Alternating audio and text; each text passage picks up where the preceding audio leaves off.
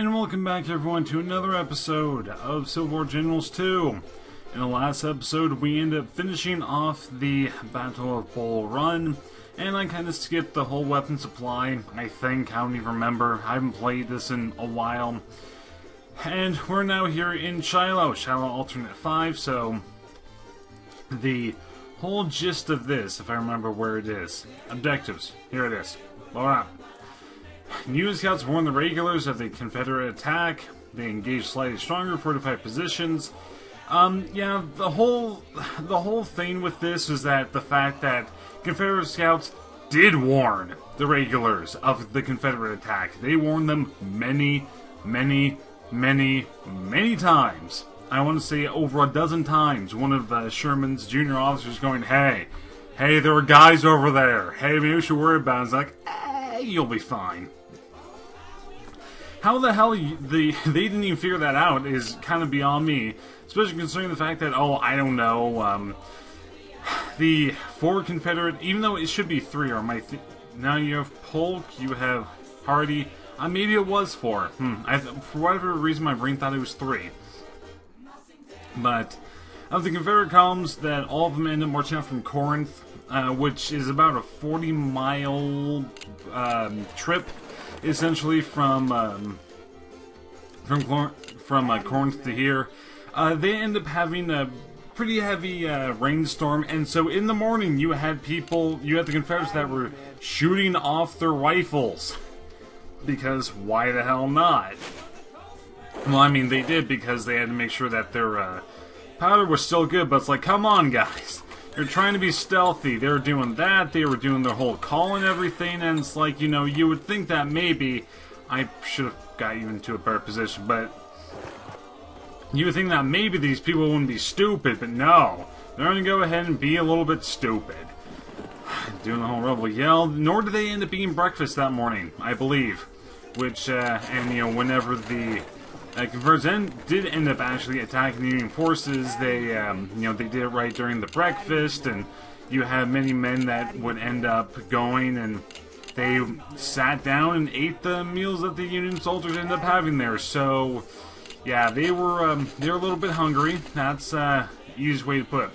You got boats. You got these boat things. These boat things are fucking pointless, but they're still boats. I mean, in the actual battle, you end up having the boats end up playing a little bit of a role in this sort of thing. They blocked off Confederate forces. I don't remember specifically where. I think they would have like a line somewhere along here, like right here, give or take. That in the actual battle is kind of where the battles end up going, or maybe they were pretty much pushed all the way near back to Pittsburgh Landing. I don't really remember. All I remember is that in the actual battle, the boats did play a very tiny role. So, lo and behold, they're going to be playing a role now, I guess. Now, I'm not going to be like explaining, historical stuff, because I'm at least now deciding that I'm going to just do like historical videos on these, probably before these videos air. Just because I can't remember the shit off the top of my head all that well. Well, like tidbit stuff, I can, but other than that, I've got nothing.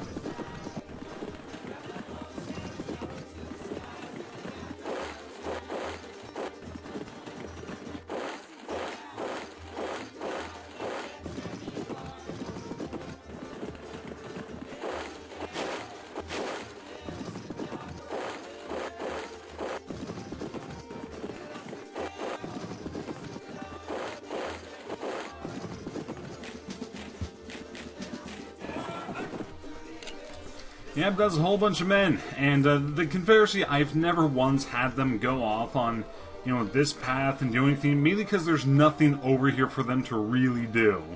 I mean, they could come up, like, through, there's no road, the road just why is there a road here?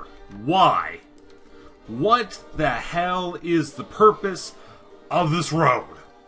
It's just there. Doesn't do anything, doesn't go through to anything, doesn't stop anywhere. Well, I know it does stop, but what the hell is the point of that road? There is no point to it whatsoever. You people are being so inefficient, it is infuriating. And speaking of which, I mean, I could, I can move Tyndall. You have, wait, where the fuck's Tidball? I don't even remember anymore, but, yeah, I have a cavalry unit here. I guess nobody's going to come up this way, but, just sit here. A lot of times you can use your cavalry to kind of, you know, defend around a little bit, and it works pretty well. Hey, guess what? Fuck you. Okay, I was like, he actually has 30 firepower, and go, motherfucker, of course you do. Yeah, I need to actually move you out through a little bit. Just go ahead and sit there. This cavalry unit, ideally I'd actually kind of move you up a little bit. Get maybe another... No, sir. Yeah, I think I'll go ahead and actually do that. You go ahead and move up this way. And, you know, Mr. Marsh, you can do that too. You do end up getting reinforcements, but it's not going to happen for... Oh no, you get a whole swath of reinforcements. Okay. I thought you end up having to wait another day before you get reinforcements. I know you get some the next day, too. Yep, see? Whole bunch of units. How many do I guess I do get more. Yes, we do. Okay. The next day should be, you know, essentially what equate as Buells. I don't know what the other ones are. Maybe a section, but I don't remember the battle off the top of my head so well, so... Like, all the major battles, I never really pay a lot of attention to, because they don't interest me anywhere near as much. And this also more or less assuming that the Confederates are even going to attack across this open field. They may all try to swing over here and attack Shiloh Church itself, I'm not sure. But we'll go ahead and see.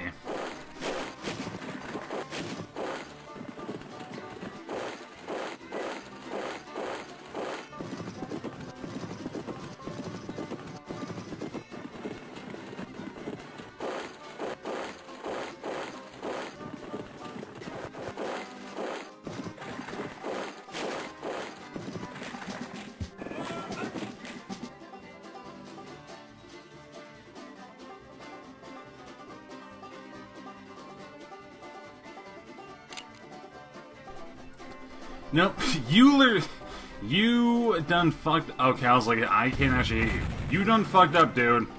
Just kind of saying, you really kind of fucked up.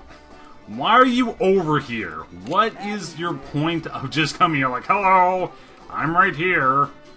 And, guess what? Say hi.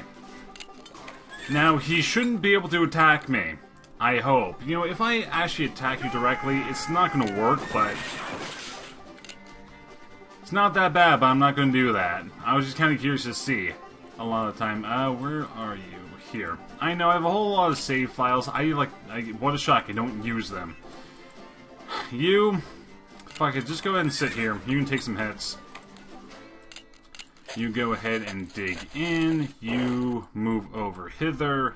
I might want to move you a little bit. No, I don't need to move you forward really at all. Just need to send some men out over here. Now again, this is really a case where I'm getting the Confederates really jumbled up. I mean, I could essentially just stick to one defensive area. I mean, guarding Shiloh is probably, if I sent everybody over, would probably be a smarter idea, but I really don't need to do that, because, you know, I mean, I'll get some reinforcements, and it really won't matter all that much. I'm like, as it stands right now, the Confederacy, they would pretty much be able to beat me in an open fight, but... you know, just, they have local superiority for right this second.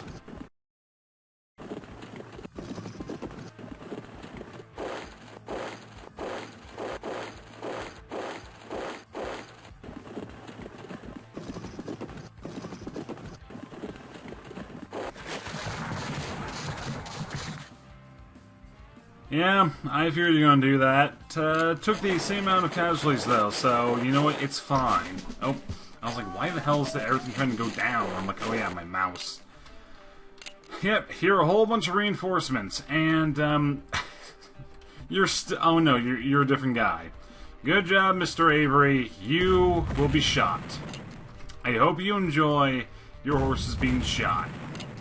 I don't want to do it, but you leave me no choice. Fuck yeah, just go ahead and sit here.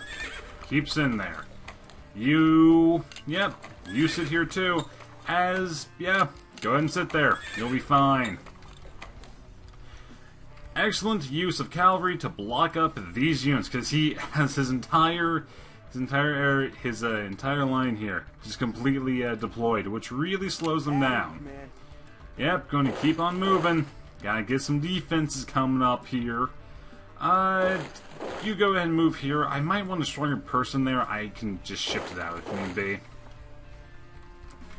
You set up... Yeah, you can set up there for the moment. Why not? Mr. Grant can be moved over.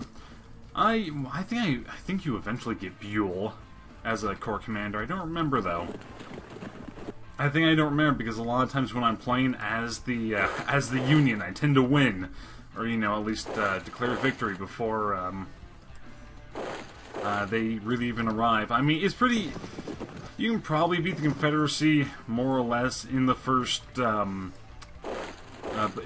day if you're lucky, but more than likely you'll need to rest up overnight and do all that jazz. So it's probably exactly what I need to do. Now you're doing. Actually, no, you're fine. I looked at his ranking a little bit differently. And I think, as I've said before, rank does play a pretty important factor. The lower the rank the person is, the less effective their unit will actually end up being. I can't actually shoot you. I can shoot Mr. Bate in Clearburns. Clearburns. I probably butchered that name, but you know what? I don't really care. You've been shot. I hope you'll like it. You know, why are you in command of his brigade anyway? You're Mr. Bates. You're not Clearburn, or is that your name? Your nickname? I don't know. You're just being weird. Get the man back in command. I'm sure. Well, he's probably like a fucking division commander or something. Yeah, you're fine right there. Does he even have? Yes, he has. That's all he has are fucking howitzers. God damn it. I don't want to deal with howitzers if I don't need to. They can shoot me in the trees. It's the only use that they have is shooting people in trees. Oh, was there a second unit there and I didn't notice? Oh. Uh-oh. Well, now there's two units, so I need to move that unit away now. Yep, you took a lot more casualties. Mr. Gibson, that was, ooh. Didn't do so well on you, I'm afraid. Okay, so there was only one. Yeah, all of you, you only need GTFO immediately. Bye, guys! Hope you have fun! Bye! I love messing around with cavalry. Hi, guys, how you doing? Remember me? I'm right here now, too. Okay, yeah. I need men stationed quickly. You can shoot my man. Yes, you can shoot pretty much anyone you want. Hopefully you won't shoot my unlimbered guy. You go ahead and sit over here, and I'm just going to funnel people into Shiloh. And, you know, this is going to be a giant bulge of men, essentially. I can only shoot you? Really? Or are you trying... If you're trying to come over here, I'm just going to be kind of annoyed. Fuck. Yeah, I guess so. I don't like to do that because, you know, they can essentially just out-hit me. Well, not really out-hit me, but they can, you know, do damage to me, and it's irritating. Yep. All of you. And I'm not moving these men until I know for certain that they're really not going to come after me. So, ideally, I wait until I know that this whole mess that I ended up creating... See, I mean, they've deployed 3 of their guns, they have everyone in combat formation, so I'm essentially just delaying them as much as I can. But, like, pretty much everyone here, unless they're really pushing my center, will end up just being moved on to Shiloh. Especially the guns, because, you know, Sherman only has 1 gun over there. And, the likelihood of, you know, really even a player being pushed back, unless they're unexperienced in the game, is relatively little. But also, you know, I've played this game to death, so that's probably, you know, a little bit, there's some bias there, because, you know, when you play a game, so much you're like, yep, I can do this, no issue with this, I know exactly what to do. I mean, I've played this map, I don't even know how many times.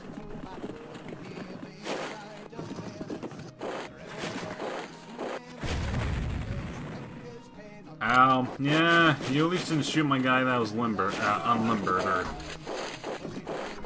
Marching along, having a good shindig. Yeah, I've created nothing but a fucking mess here. You know, thank God, at least for them, that those roads exist.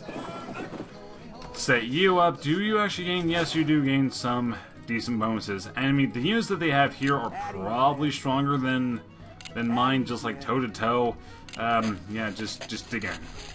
I still can't shoot anybody, because you're a stupid 7-gun.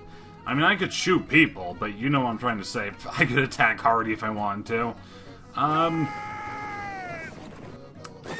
Screw you, Lindsay. You hurt me a lot more than I thought you would have. Fine. Be that way. I mean, for fuck's sakes, I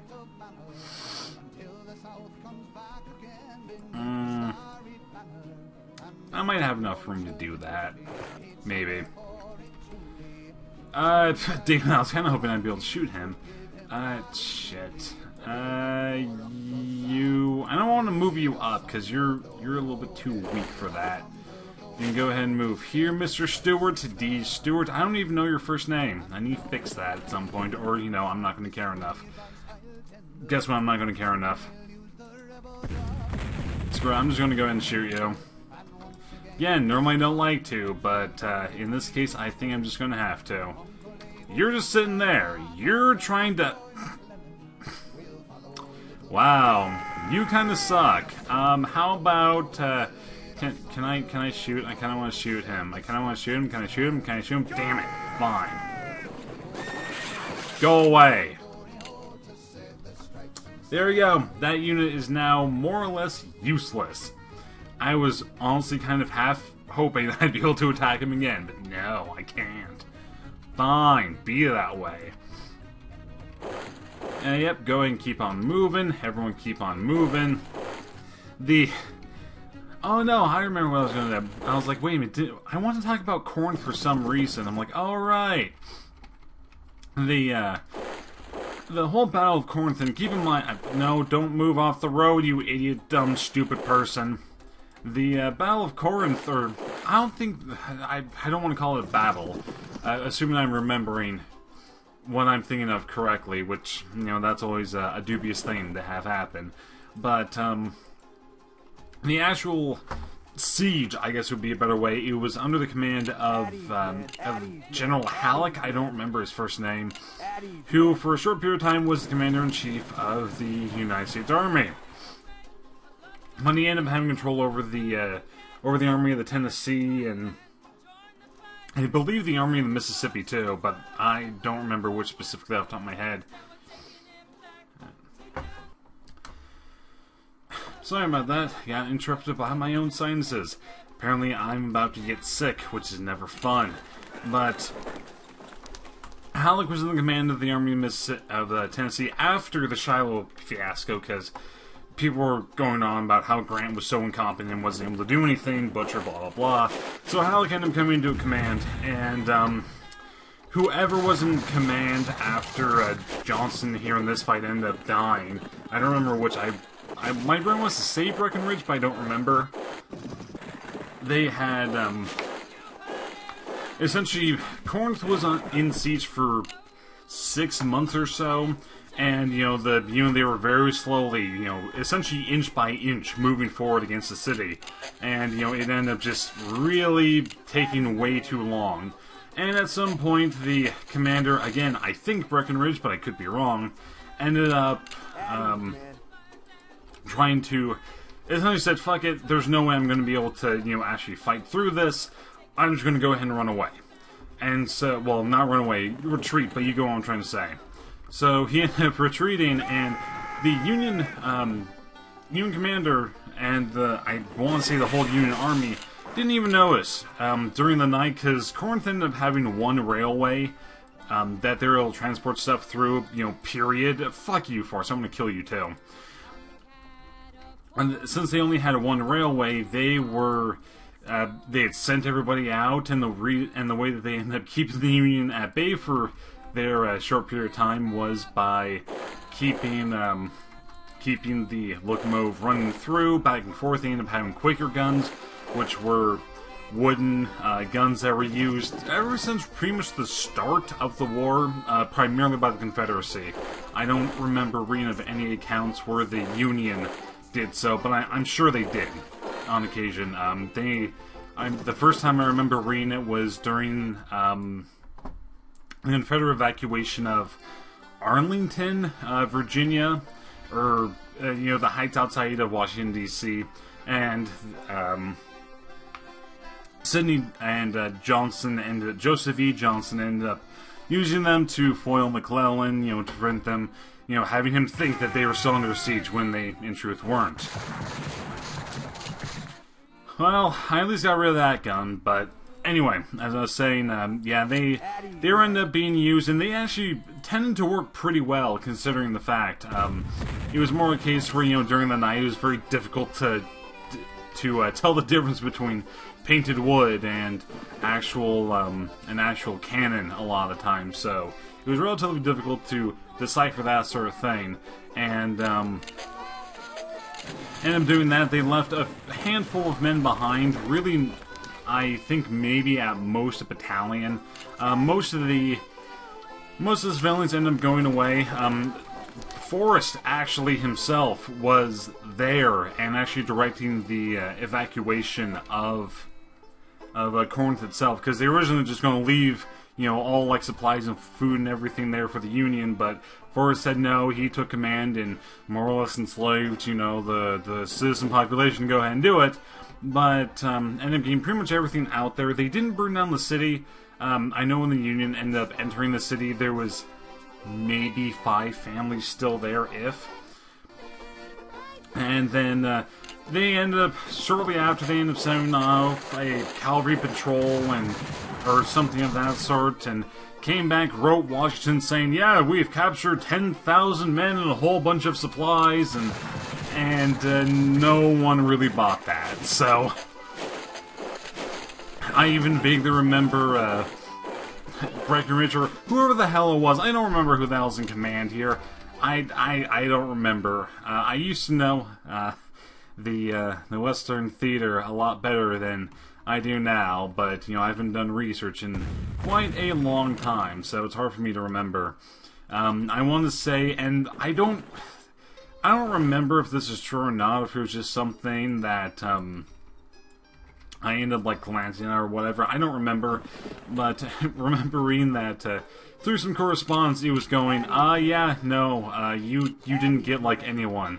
They ended up getting 100-ish stragglers, and that was about it, because that tends to be what happens. That's who was there, and really nothing else. They ended up capturing a minuscule amount of supplies, and oh, you actually are coming this way. Don't worry, I will fix that. There, you're now not a happy camper. You're so much not a happy camper that I'll do that. There we go. You're now unhappy, very unhappy. I'm still going to move these men down, just in case. I mean,